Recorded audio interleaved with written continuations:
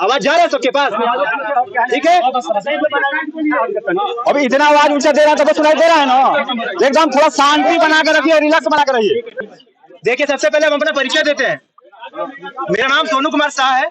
हम बल्टिया पंचायत में विशेष सर्वे के लिए अमीन पदस्थापित हुए हैं और मेरे साथ पूरे लकड़ी नबीगंज के अमीन यहाँ पे आए हुए हैं।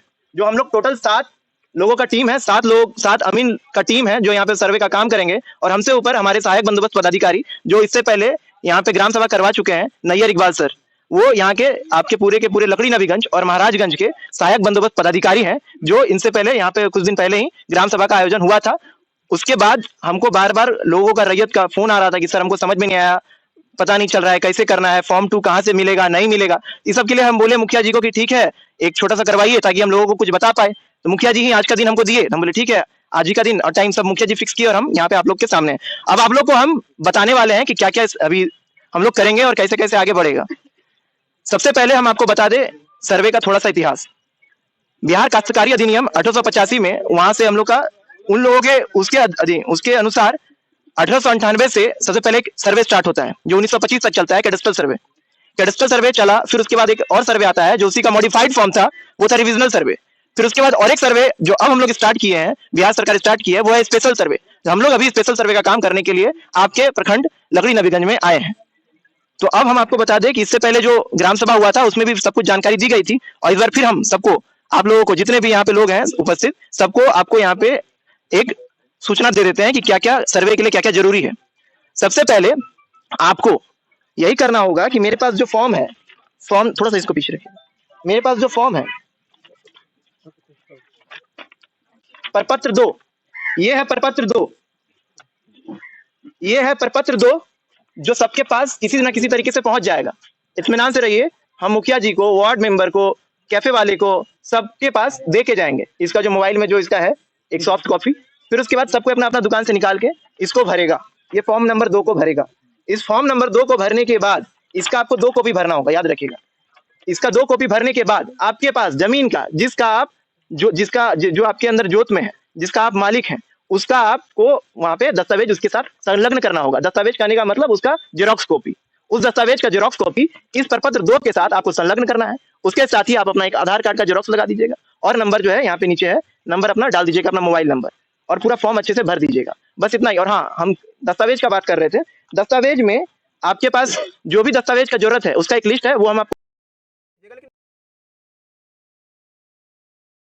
सुनिएगा। आपके पास भी जो भी दस्तावेज है, जैसे खतियानी हो गया, अपना जो भी रसीद हो गया, आपके पास जो भी है उसका जेरोक्स आप लगाइएगा। उस रसीद का जेरोक्स लगाइएगा या फिर उसका आपके पास जो भी दस्तावेज है उसका जेरोक्स लगाइएगा। इस फॉर्म नंबर 2 को भर करके, इस फॉर्म नंबर 2 को भर करके उसका जेरोक्स लगा करके, एक आधार कार्ड लगा करके हम लोगों को, या तो आप खुद से अपलोड कर सकते हैं, ये आप स्कैन करके खुद से अपलोड कर सकते हैं, नहीं तो आप हम लोग का मदद ले सकते हैं। हम अपना नंबर यहाँ पे भी सबको दे के जाएंगे, अपना नंबर सबको बता देंगे। आप या तो हमसे आकर के हमसे सहायता ले सकते हैं, हमको पूछ सकते हैं कि सर कैसे करें, या तो आप खुद से कर सकते हैं अगर हम बता दिए तो। आप, क्योंकि अब इस बार का सर्वे पूरा का पूरा ऑनलाइन हो रहा है, आप अपने से भी कर सकते हैं। लगभग अगर हम आपको हिंट दिए, समझाएं कि ऐसे कीजिए, तो आप कर सकते हैं खुद से, नहीं तो आप मेरा मदद ले सकते हैं। और आप पंचायत, और हाँ, ये भी और एक जानकारी कि हम कहाँ मिलेंगे।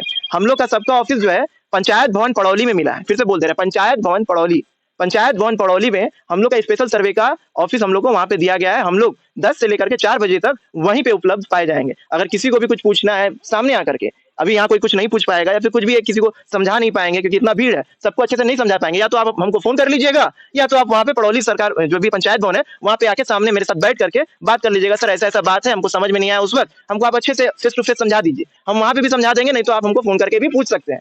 हमको जितना बताना था लगभग हम बता दिए, और कुछ कुछ बता देते हैं। इस फॉर्म नंबर 2 के साथ साथ, इस फॉर्म नंबर 2 के साथ साथ आपको क्या करना होगा कि आपका अगर जो भी आपका दस्तावेज होगा, वो दस्तावेज अगर आपका आपके बाबा दादा के नाम पे होगा, मतलब आपके पूर्वज के नाम पे होगा, और वो अभी अगर नहीं रहे, क्योंकि लगभग यहाँ पे किसी का भी पूर्वज शायद नहीं होगा, अगर पूर्वज जिनके नाम का दस्तावेज है वो अगर नहीं रहे, तो आपको एक ये बनाना होगा जिसको हम लोग बोलते हैं प्रपत्र 3-1। प्रपत्र 3-1, फिर से बोल रहे हैं, प्रपत्र 3-1, जिसका नाम है वंशावली प्रपत्र। ये वंशावली प्रपत्र 2 पेजों में आता है। आपको इस फॉर्म को भरना होगा और एक वंशावली बनाना होगा। वंशावली बनाना होगा जिसमें आपको संबंध स्थापित करना होगा कि जो भी आपका जो दस्तावेज में जिनका नाम है और आप जो मालिक बनने जा रहे हैं, उनका आपको संबंध स्थापित करना होगा कि हाँ, हम अपने पूर्वज से किस तरीके से संबंधित हैं। तो ये संबंध स्थापित आप वंशावली के द्वारा कीजिएगा, और वंशावली जो है 2 लोगों से प्रमाणित होगा। पहला, या तो सरपंच साहब करेंगे, या फिर आप अंचलाधिकारी से जाकर के आप अपना वहां से प्रमाणित करा सकते हैं। इतना आपको वंशावली के लिए लगेगा। समझ में आ गया वंशावली का बात? वंशावली उनको देना है जिनके दस्तावेज पे जो नाम है, जो दस्तावेज में जिनका नाम है, जो पूर्वज का नाम है, वो अब अगर नहीं रहे तो उनको वंशावली लगेगा।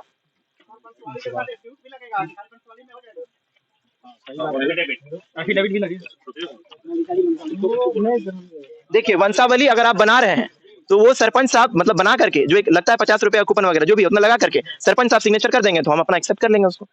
लेकिन हाँ वंशावली प्रमाणित, हम वंशावली फिर से प्रमाणित करेंगे। देखिए वंशावली हम लोग का क्या नियम है, हम लोग सर्वे टीम का यही नियम है कि जब वंशावली सब हमको बना के दीजिएगा, जब हम एक बार पहले हम सबका जमा करेंगे, फिर सबका अच्छे से हम स्टडी करेंगे, पहले पढ़ेंगे, क्योंकि सब जैसा भी एक बार कागज दीजिएगा, जो भी अपना दस्तावेज दीजिएगा, हम अपने पास सब कुछ रख करके जमा करके फिर लगातार से पढ़ेंगे, समझेंगे यहाँ किसका वैध है, किसका क्या है नहीं है, सब चेक करेंगे। उसके बाद फिर से ग्राम सभा होगा जिसमें वंशावली को हम प्रमाणित करेंगे। यहाँ पे जो कुछ लोग होंगे, जो यहाँ के होंगे, वार्ड होंगे, मुखिया होंगे, जो भी है, उनसे पूछेंगे कि हाँ ये आदमी अपना वंशावली दे रहा है तो सही दे रहा है कि नहीं दे रहा है, क्योंकि बहुत कोई होता है कि छिपा देता है कुछ कुछ, है ना, कि अपना भाई छिपा दिया या बहन छिपा दिया, कुछ कर दिया। तो यहाँ से आप ही लोगों के बीच में हम आके पूछेंगे और उसको सत्यापित करेंगे कि हाँ वंशावली सत्यापित है कि नहीं। और उस पर जब आप शुरू में वंशावली बनाइएगा तो आप यहाँ पे जो सरपंच साहब है उनका या फिर अंचल अधिकारी से आप उसको प्रमाणित करा सकते हैं।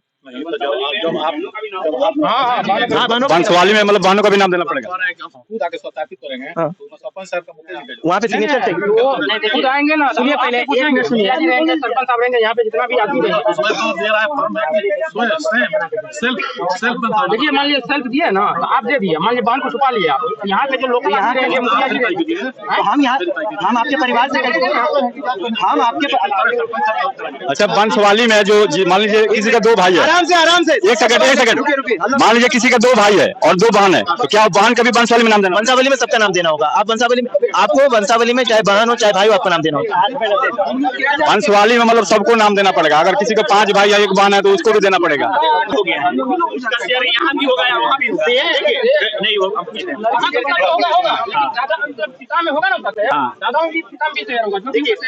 माने उनका जो मालिक की कुंवारी है तो वो दिया सकता है।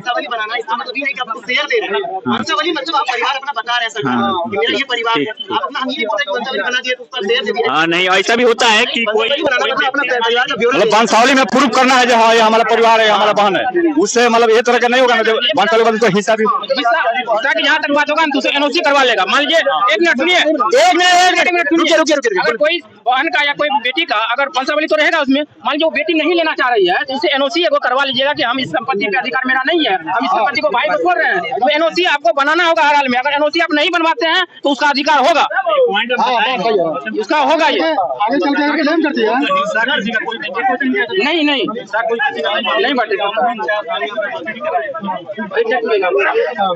हम अपने नाम से रजिस्ट्री कराए हैं 3-4, उसमें 2 का दाखिल खर्च हो गया, ऑनलाइन नहीं हुआ है, और 2-3 का दाखिल खर्च नहीं हुआ है। उसका हम जनवरी में आवेदन दिए हैं सीओ के पास और 2-3 बार गए हैं, कोई नहीं सुनता है। दाखिल खारिज का इसमें देखा जाएगा, ठीक है, तो दाखिल खारिज ठीक है, वो अंचल का प्रॉब्लम है, ठीक है, वो अंचल का प्रॉब्लम है, वो अंचल का प्रॉब्लम है ना, अंचल अधिकारी का।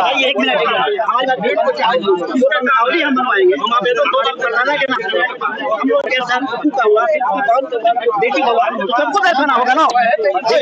वंशावली जो बनेगी और जमीन मेरे परदादा के नाम से खतियान है तो उसमें मेरे बहन का, बेटी का सबका। चलिए नंबर बोल दे रहे हैं, आप लिख ही लीजिए आप लोग सब, ठीक है, सबको नंबर एक बार दे दीजिए। ठीक है, क्योंकि यहाँ पे सबको एक एक करके अगर किसी को नहीं दिए, किसी को कुछ दिए, किसी के मन में कुछ नहीं रहना चाहिए, सबके हम बता दे रहे हैं। लिखिए 6203971317 और एक बार बोल रहे हैं 6203971317। अरे भाई नंबर दिए थे, फोन करने नहीं बोले थे, फोन आ गया। लोग ट्राई मार रहे हैं जय भाई।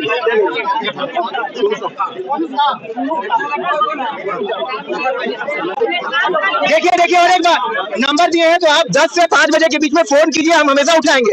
अभी नहीं कि आप एक निर्धारित समय दे दीजिए उस समय 10 से 5 बजे के बीच, हाँ मेरा ऑफिस टाइम है, आप जब फोन कीजिए हम उठाएंगे, ठीक है। 10 से 5 बजे के बीच में आप जब भी फोन कर सकते हैं। नहीं करवाए उसका क्या प्रावधान है कि नहीं? आप अगर दाखिल खारिज नहीं करवाए तो आपके पास जो भी दस्तावेज है फॉर्म भर के आप हमको दीजिए, हम चेक करेंगे कि दाखिल खारिज क्यों नहीं हुआ। फिर अगर जैसा होगा फिर हम बता देंगे वही दस्तावेज से, अगर हो सकेगा तो उसी से काम कर लेंगे, अगर नहीं हो पाए तो हम आपको कारण बता देंगे कि क्या है है नहीं है, क्यों नहीं हुआ हम आपको बता, लेकिन हमको आपका दस्तावेज देखना पड़ेगा। जो जिसके पास उसको